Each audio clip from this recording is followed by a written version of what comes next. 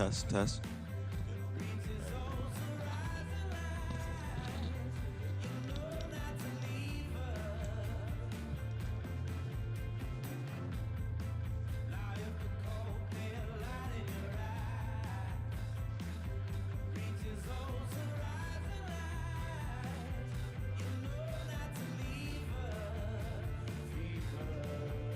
Hey, right. Talk just naturally, right?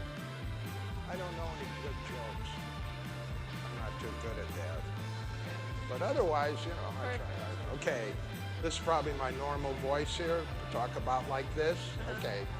So is it on now? They can hear me? Over, I can hear They it. can hear you. Okay. Okay, so I'm gonna mute it right now.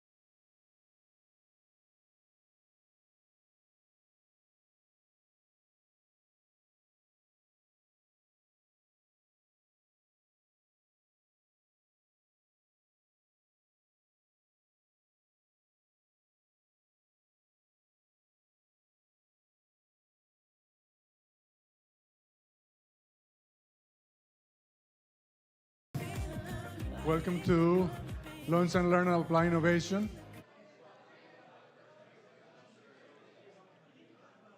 Just a reminder, we have microphones here for the questions, so when you have a questions, please go to the microphone so we can hear you.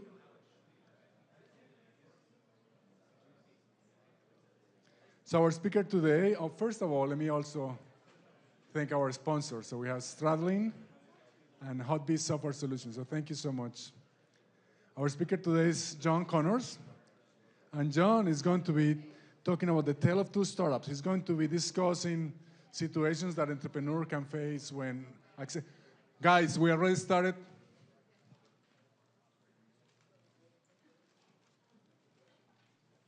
So John is going to talk about situations that entrepreneurs can face when accepting venture capital.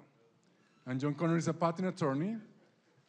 After leaving corporate practice as the manager of TRW's Aerospace and Energy Group Patent and Licensing Department, he founded the intellectual property and patent law firm of Connors and Associates.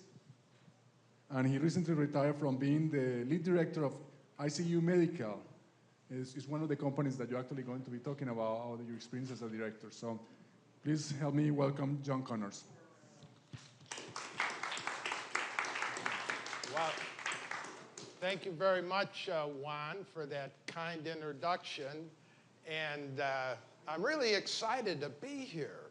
Wow, what's going on here at the university is a revelation to me. When I drove down the Pacific Coast Highway from where I live in Seal Beach, and it was 35 years ago that I had left TRW. Basically, I got bored there, all right? Well, I haven't been bored since, I'll tell you, that I decided to go into private practice, and I was fortunate enough to have one of my first clients be Dr. George A. Lopez. I was given a talk sort of like this at Saddleback College. It was offered by some professors there, and it was kind of an adult education evening course. And Dr. Lopez happened to be one of the people out there.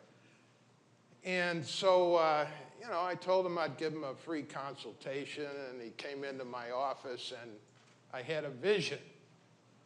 Blazing across his forehead were blinking neon lights saying, "Winner, winner, winner." I was so impressed by this guy. He was one of the most self-confident. That's one of the lessons that I learned. Self-confidence is vital if you're going to be a successful entrepreneur. How many people are entrepreneurs or want to be entrepreneurs? All right, well, I'm talking to the right people here. I've been working with entrepreneurs for the last 35 years. I guess I kind of consider myself a little entrepreneur because I started my own law practice in 1983. That's when it started out. And he came into my office, and he told me about an idea of his. It was a patient of his died because of an accidental disconnect in the IV line. Well, okay, and so I said to him, well, do you have a drawing? He said he did. I don't remember seeing it, but at any rate, I didn't, he's a doctor. He didn't know about making inventions, so I said, why don't you find someone that helps you out and, bring something back that looks like a device. And so he did, and there was a co-inventor, and the co-inventor assigned his rights to Dr. Lopez, and he was my client, Dr. Lopez. And so he showed it around to some of the medical device companies, the big ones. Thumbs down, not invented here. Don't expect engineers in those big companies to take on your idea and turn it into a commercial product. They're not going to do it. Maybe you'll be lucky. I got some clients who have licensed their ideas, but they usually developed them pretty far before they were able to license them. So what he did, because one of the things about George is he's not a quitter. So just because these companies said no, that wasn't going to stop him. One of the objections was manufacturing. It wasn't particularly designed to be manufactured. So what he did is he redesigned it, made a one-cavity mold, put about 50,000 bucks of his own money into it, and went out and did really a private offering. And so I went along, and I don't do this anymore. I'll tell you about it later, what I have in mind. I don't invest in startups anymore, but I put 25,000 bucks of my own money into this thing. I'd never do that again. But, there's at the end, serendipity factor, all right? That serendipity factor kicked in. So I made a right bet. And so I went around with them talking to prospective investors. I couldn't promise that I'd get a patent.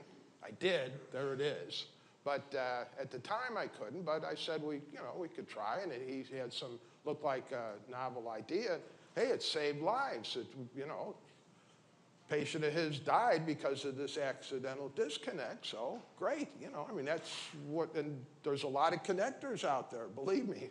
We sell them, I don't know, hundreds of millions, maybe even billions by now. So we went around, and I went around with them too. I went back east with them and up to Sacramento, and joined in, gave a little hold the thing up, and because here's what he said. Here's what he basically said. These were mostly other doctors and nurses, and he had some success already. That's what do I say?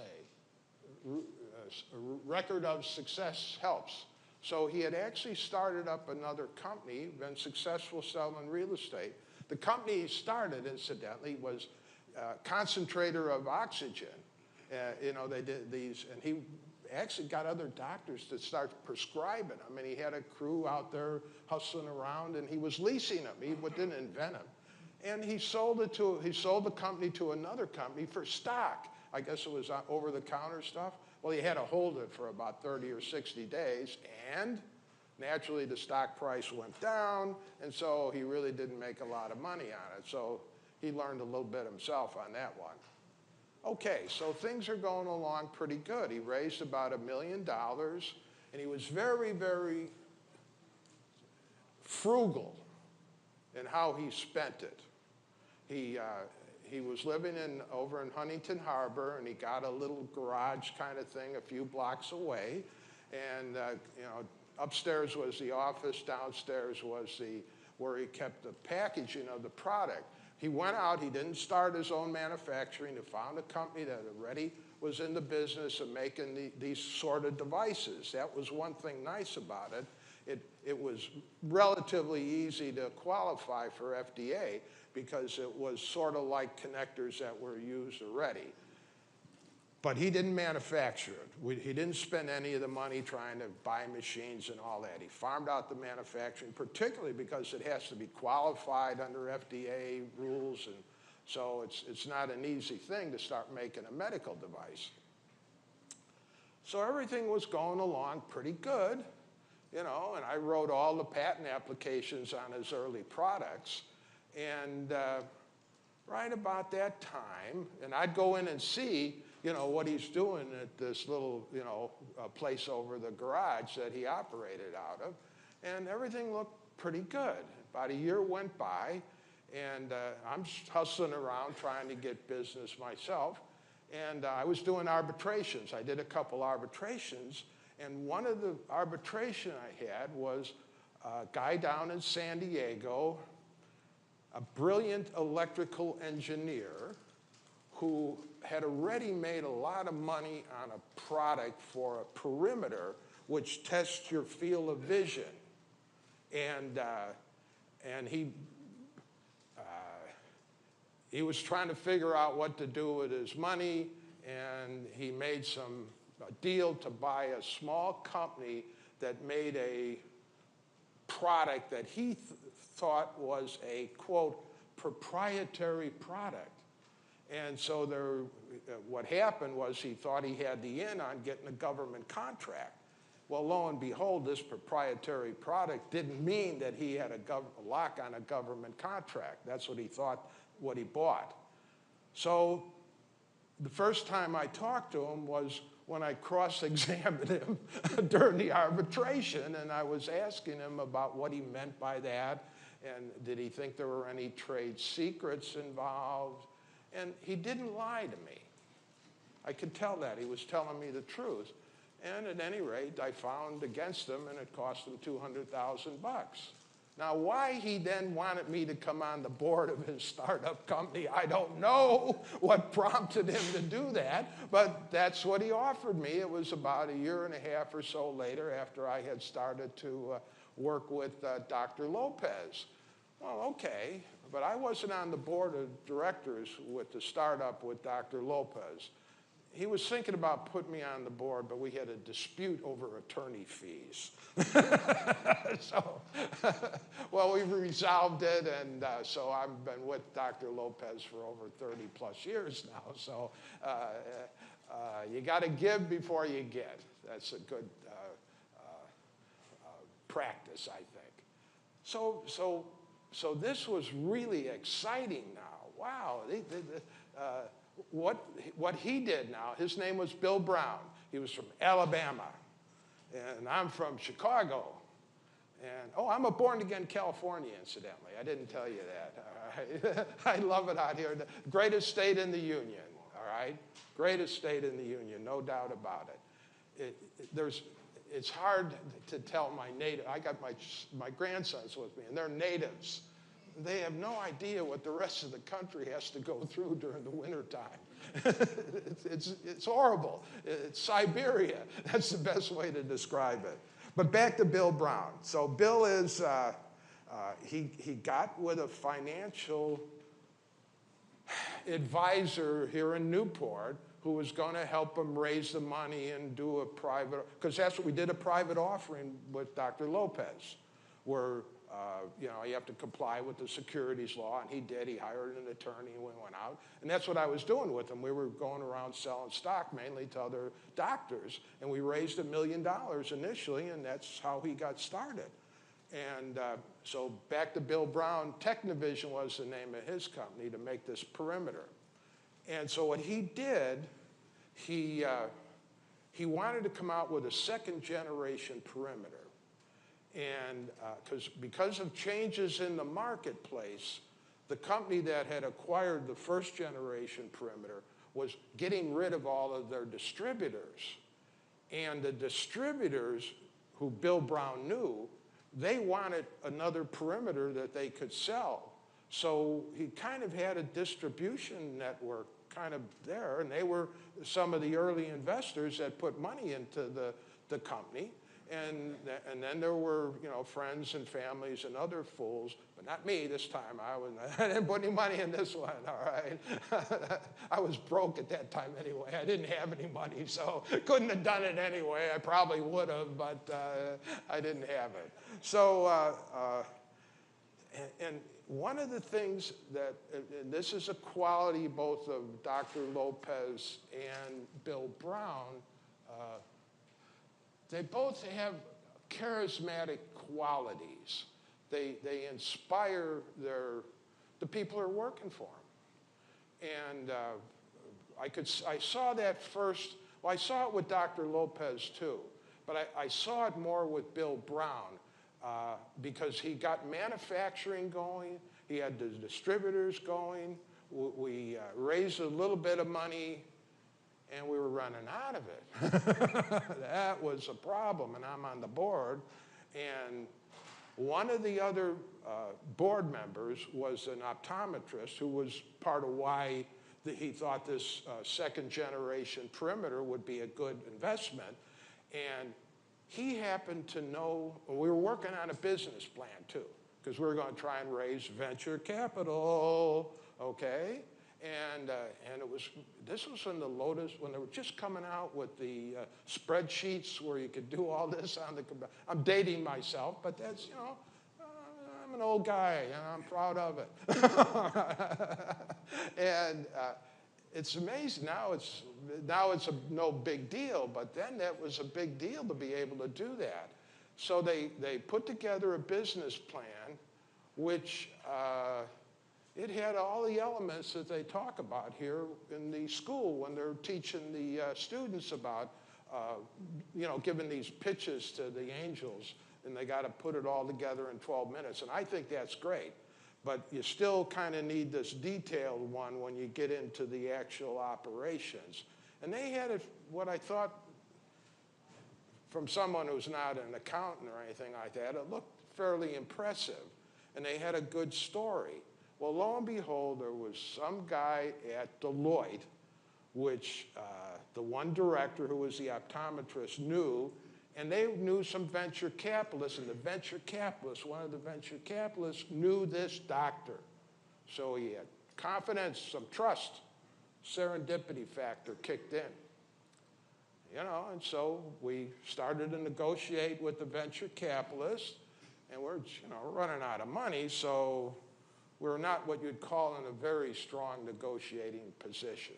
So we sold control to the venture capitalists for they valued the company at $5 million, I think. And Bill Brown was happy. Look at it, the company started out with nothing, and here's these venture capitalists, they evaluated at $5 million. Great. The only problem is they got control now. There was, control is critical. You got new leaders. Well, they didn't like Bill Brown particularly. He was a little bit too Wild Bill for them. And they also had another project, and it was some people here in Orange County. In fact, I had my office right next to them when I was starting out. And they were going to have a system where all the optometrists could make the lenses right in their office. And they thought that was a great idea. And they were going to take these two companies, the Bill Brown with the optometrists, who had kind of a distribution, was selling to the, and we got these guys who have this new and improved super duper system that they really liked, okay? And so they were going to they put them both together and stirred up the pot and put Bill Brown out to pasture and brought in a new CEO. Change of leadership, okay? That can be fatal, and it was fatal in this case. So they brought in a guy from the world of corporate America where I had been just recently fled from, and he was a commander type, and he started to give orders, and he had everyone jumping, and it was a great machine. And because it really wasn't built until we brought this whole team together. And they must have put in another at least 10 million, I would think, into build this machine and get everything ready and to go to this big show that they were going to show it at. And they did. And no one bought it because it was too expensive. It seems like, market studies should have been done, but no one really thought about that on the excitement, ready, fire, aim. That's what entrepreneurs do a lot, and and at any rate, we were having a problem, let's put it that way. And so now I'm going to take you back to ICU Medical. So ICU Medical seemed to be going along pretty good. George always, and I'm sure he still does, loves to read books. He's got a genius IQ. I know, he told me. All right. And I believe him, too. All right, I believe him. And he was reading these books about, the entrepreneur ought to, after a certain period of time, step down and bring in professional managers. And he was a medical doctor, and he really wanted to go racing his yacht that he just bought and had built in Finland. And he wanted to race it across the Atlantic Ocean with his friends and his wife and his kids, and that's what he did. And he turned, and he called me up, I got this great MBA guy, and he's terrific, and he's going to take over the company. I said, okay, all right, great. And I wasn't on the board yet. I was just, a shareholder, and he was kind of telling me, and I was working on patents too at the time. So he went off racing, and the only problem was that the new managers, and now he's not around, and there was two inventions. He had the click lock. That's I got it there, and you can look at it if you want later on. And that was the product that was taken off, and really the sales were growing. Now, why were the sales doing so good on the click lock? Not because it stopped accidental disconnects. The way it's designed, it's the piggyback port in the IV line. And before George's invention, there was just a rubber stopper there, and there was a needle coming off the bottle, and you'd stick the needle in the bottle, or in the stopper there, kind of not rubber exactly, and then you tape it up. And the tape became loose or whatever, never got on there, and that's why the disconnect happened.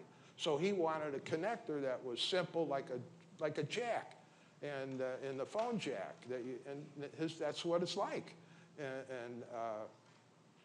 But the needle, what it is, there's a plastic housing that goes around the needle on the end of. It's designed so you can connect it so it's on the end of. That fits on the end of the tube coming off the medication. And the needle is housed inside of this plastic transparent cylinder, basically, and you can't get your finger in there, so you won't stick yourself with the needle. This was a 1982, 83 AIDS epidemic. That's why everyone was buying the product. And then there's been even legislation to require protection for nurses with these kind of connections. There's a serendipity factor again. All right, well, but he had another idea. He had a protector for a regular needle, and the new guys that were running it really thought that was a great product, and they spent a lot of money coming out with the new product, and they had a similar problem. They outspent their resources.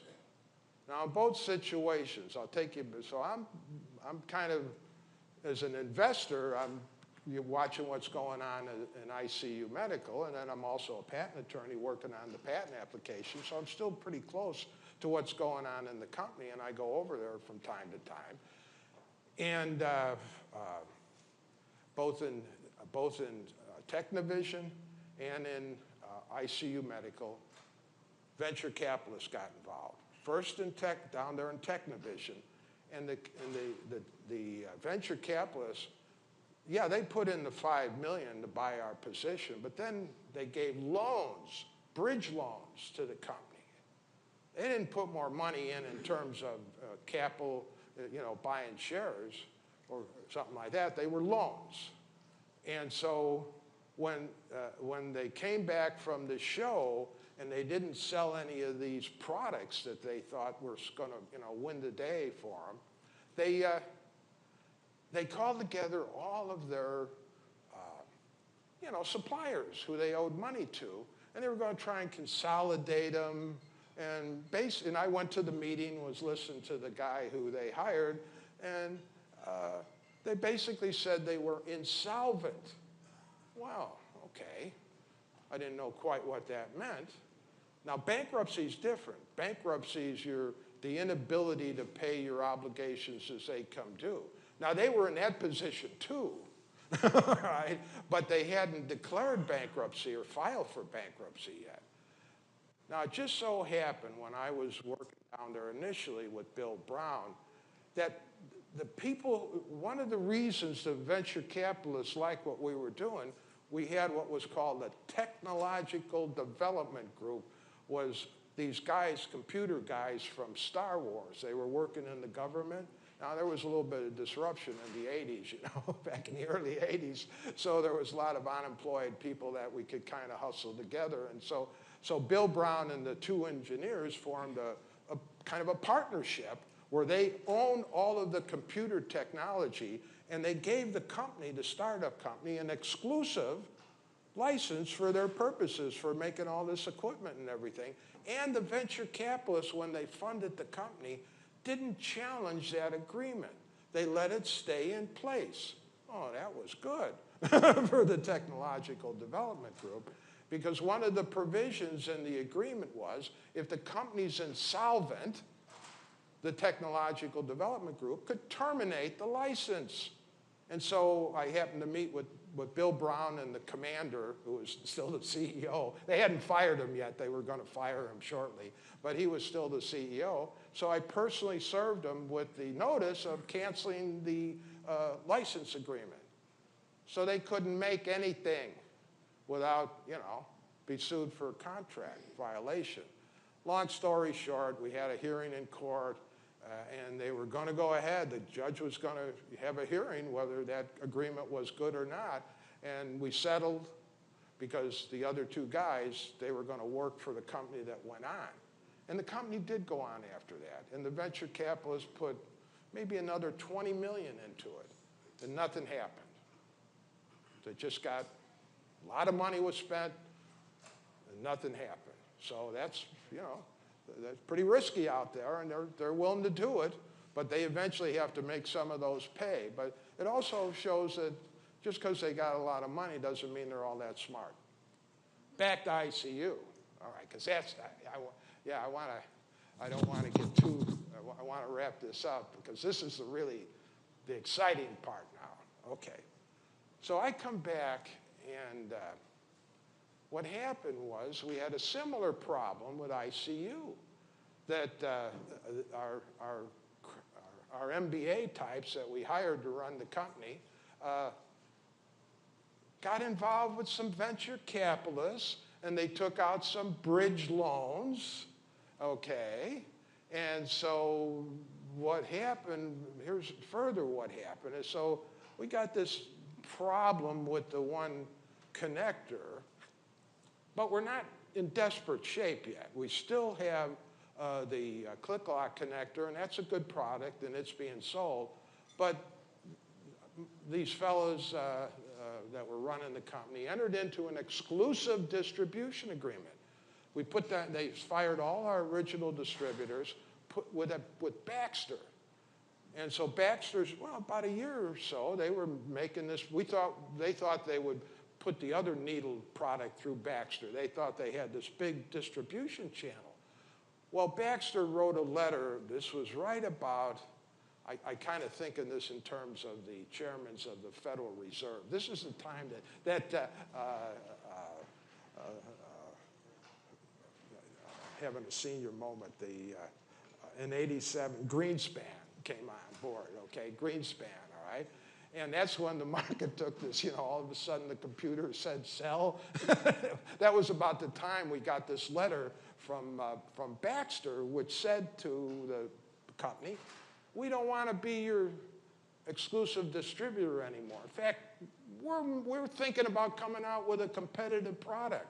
Oh, is that right?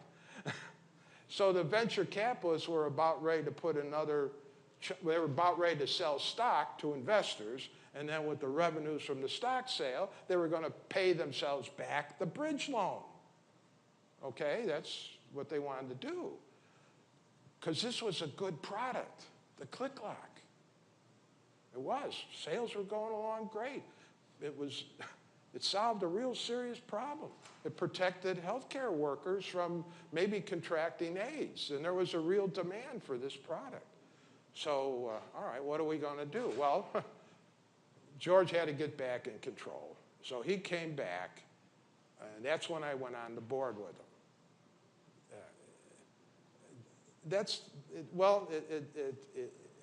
When I look back upon it, it was very challenging, and it was fun.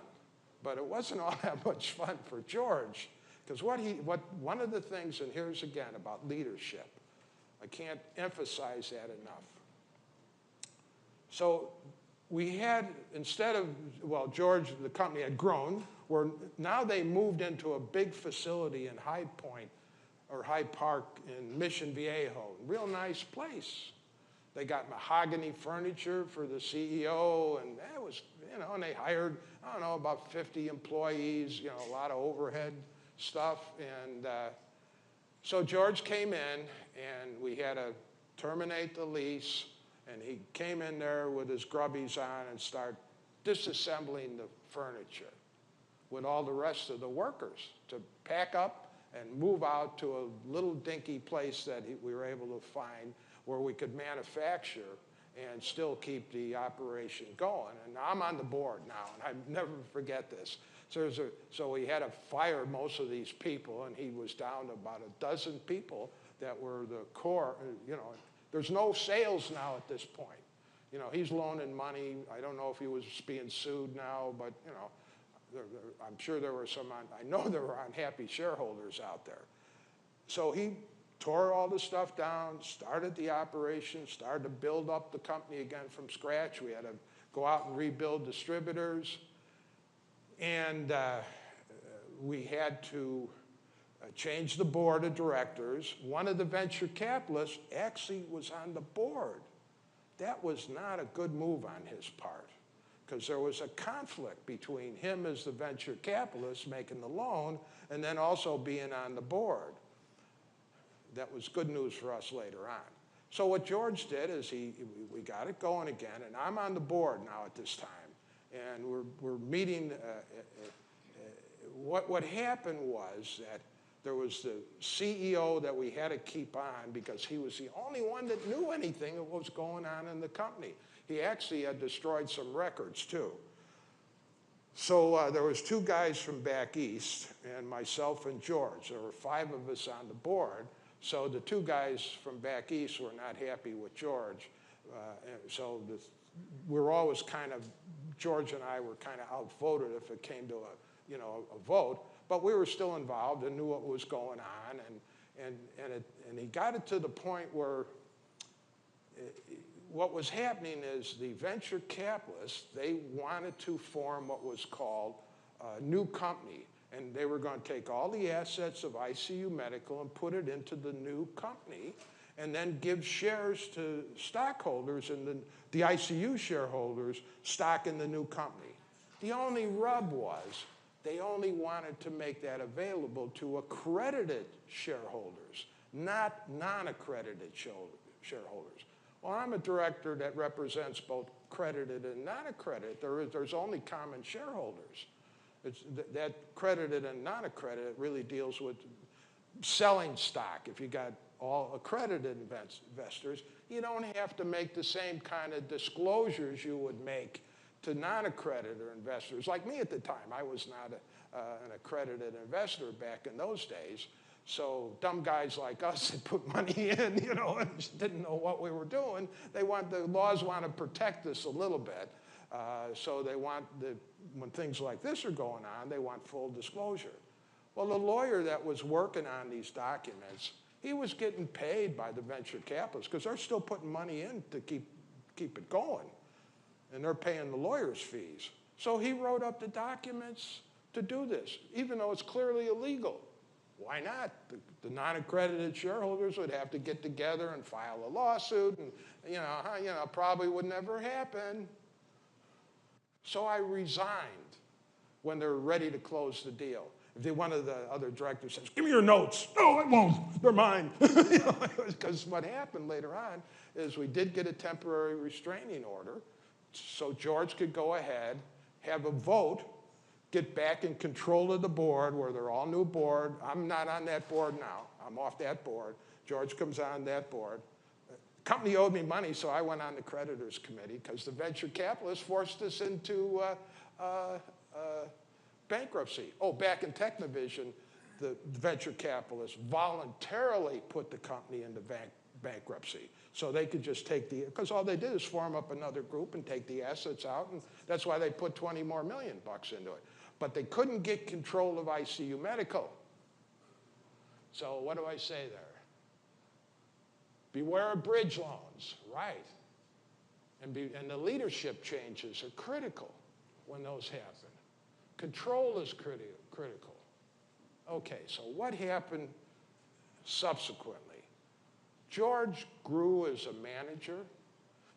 He saw that as the company went from about 50 employees to up over that level, he had to change the way he was doing. He was a master of introducing new computer technology. Yes, we moved all the manual stuff down south of the border to Ensenada. ICU is, I think, the biggest employer down there in Ensenada now. And what else happened? Well, we kept getting bigger and bigger and bigger. The only problem was we're relying on Hospira. They're our biggest customer. And they, we sell them these connectors for their IV line. In fact, George came up with a second generation connector that was far superior to the ClickLock, and that's even made the company more successful. That there really wasn't anyone that had the kind of, and we got competition. I'm not saying we don't. You always have competition, but ICU dominated the market there. So this is now, maybe about 4 years or so ago. Now I'm on, hey, being a board director when a successful company, when all they're doing is making money and cash flow, and we went from, don't forget, 0 sales and a negative net worth of $8 million to, we had about $300-400 million in the bank. We had about $400 million in annual sales. Hey, cash flow, we keep throwing money into the bank. All right, George, keep it up. But like anything else, I started to see as a director that, well, we kind of we're at a plateau. And it was hard to move off the plateau.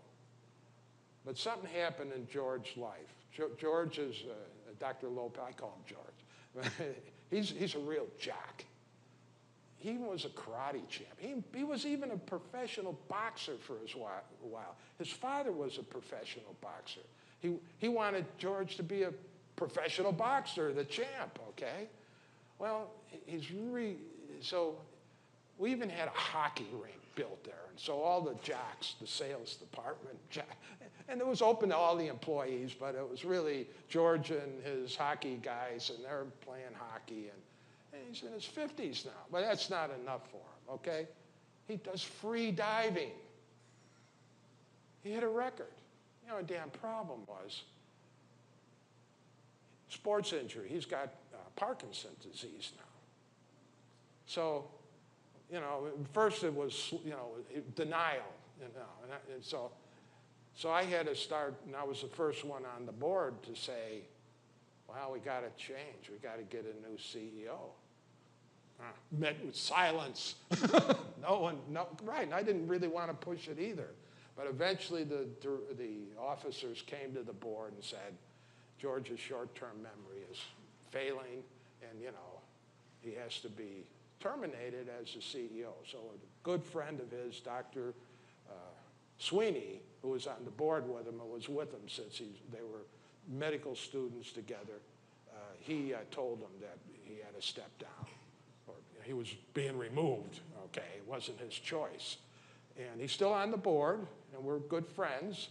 He was kind of ticked at me when I told him we needed a succession plan, but he got over it, and so we're really great friends. And so what do I want to say here? Good ideas not enough. Takes a whole bunch of other activities, that is going to be required to be a successful company. So let me tell you about my Mystic Charity Ventures. So I think when I told my grandson, Dylan, about my idea for this, he thought I was, got a lot of chutzpah maybe, all right?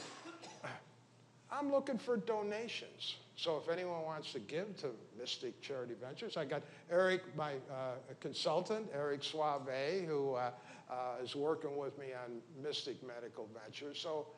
So here's kind of what happened. So I'm talking to one of my doctors who's taken off a chunk of skin cancer, and he's got an invention. A lot of doctors have. I got a lot of other doctors who have inventions. The only problem is they're too busy taking care of people to be able to get their inventions off the ground. Dr. Lopez is, 1 in a million kind of guy. And so I had this idea of, well, why don't you get other doctors who think you've got a good idea and set up a charity, and they can donate money to it, and that's how you can get started, because most startups fail. ICU failed when it started up. All right? So I formed, what I did is, well, it isn't quite that simple. It has to kind of qualify. In other words, so what I did, here's what I did. So I was very fortunate, and when I retired in 2015, in 2016, I sold exercise options, and I had to pay a lot of tax to the government. It's all ordinary income, and it was, even though you're taxed at ordinary income rates. And so I hear on the news they're building another drone base in Nigeria, and I'm thinking, well, I'm going to be paying for that sucker. I'd rather use my money for something else. So I'm going to give it away. And instead of investing in these startups, I'm going to give them a donation. And so I'm going to give a grant or a commission. And, angels can do this too, but they got to qualify. So instead of maybe taking that first few $100,000 and invest in it, give it away and get a tax deduction right off the bat. Depending on what tax bracket you're in, and people out here in California are generally in a pretty high tax bracket. So I got a project right now. It's a screening test for cancer. A doctor made it. I got a patent on it. And so I'm going to sponsor, commission a study on it, and I can do that legitimately, and that's going to qualify. So I got some money I'm going to be giving away. Now I hope to take some money later on and find some good ones like ICU Medical, and then put some money in. But I want to know a little bit more about it. I'm ready. I'm going to aim before I fire. And what really is most important, and I think I can do this legitimately, is do those initial market studies to see if these ideas are practical and they work and people will recognize the need for it. Is there a real need? Is it just an accidental disconnect where people really didn't care that much about accidental disconnects, but they cared a lot about protecting against needle sticks? So you got to find out if you really got a winner with that. So with that, I'm going to close. I just want to introduce my son, Thomas. Stand up, man, Thomas. Right. He runs the law firm. Okay, all I do now is write patent applications and go around give talks like this. All right? And he does all the, we meet. Oh, and I got a virtual office. Everything's done on the internet. We're living in a revolutionary time. It's amazing. I couldn't have picked a better time to be an entrepreneur, particularly after 2008. And I think a lot of people woke up to the fact that they better be entrepreneurs, because the best that Jamie Dimon and the Wall Street guys are offering you is when you turn 50, they'll retrain you. How about that? You can start at the bottom all over again. So with that, I have my grandson Dylan with me. He is the intern. He's studying computer science at Cal State Fullerton. And I have Nicholas. He's the editor of my newsletter, The Innovator. And then my son, John, who is chief fundraiser for Mystic Charity Ventures. So with that, any questions? Questions, anyone? Great. Thank you for your attention. I really appreciate it. And yeah, my book. See my book there that I'm giving to Dr. Lopez, all right?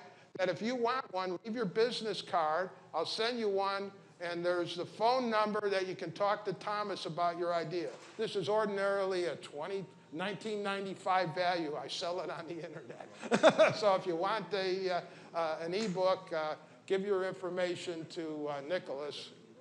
Thanks again.